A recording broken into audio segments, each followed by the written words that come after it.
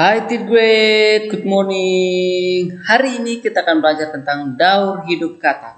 Apa itu daur hidup katak, teacher? Daur hidup katak itu adalah tahap perubahan yang terjadi pada katak. Ya, jadi katak ini teman-teman, dia tidak langsung menjadi seekor katak seperti gambar yang kalian lihat ini. Namun dia berubah. Ya, dia masih makhluk hidup yang sangat kecil, lalu mulai besar dan besar seperti katak yang kalian lihat ini. Nah, hari ini kita belajar daur hidup katak. Nah, ini adalah gambar daur hidup katak. Ya, lihat awalnya itu adalah telur. Nah, katak bertelur di air. Jadi katak tidak bertelur di darat, namun dia bertelur di air. Karena telur katak hanya bisa hidup di air. Nah, katak bertelur di air, kemudian dari telur ini jadilah seekor kecebong. Ya, dari telur ini lalu menjadi seekor berudu atau kecebong. Ya.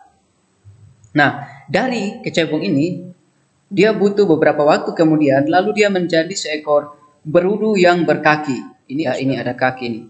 Berudu yang ada kaki atau kecebong berkaki. Ya, setelah dia menjadi berudu yang berkaki, lalu beberapa waktu kemudian dia berubah lagi menjadi katak yang berekor. Dia sudah punya kaki, ya, depan dan belakang, dan dia punya ekor. Ya, lihat ini ekornya. Ya, kemudian dia mengalami perubahan lagi, lalu ekornya ini teman-teman mulai menyusut. Ya, dia mulai menyusut seiring dia berkembang bertumbuh menjadi lebih dewasa, yaitu atau katak dewasa. Lalu dia berubah menjadi katak dewasa. Ini adalah katak dewasa, ekornya sudah hilang. Ya, jadi katak dewasa ini ekornya sudah hilang.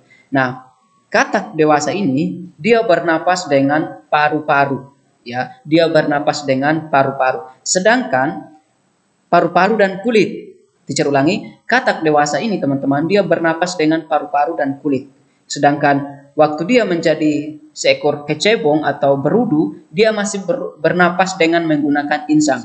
Waktu dia masih menjadi seekor berudu. Lalu ketika dia menjadi seekor katak, ya katak muda yang masih berekor maupun katak dewasa, dia sudah mulai bernapas bisa menggunakan paru-paru dan juga kulit.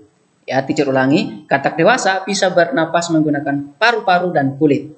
Ya, dan ketika dia masih jadi berudu atau kecebong, dia bisa bernapas menggunakan insang. Dan waktu dia menjadi kecebong, masih menjadi seekor kecebong atau berudu, dia hidup di air.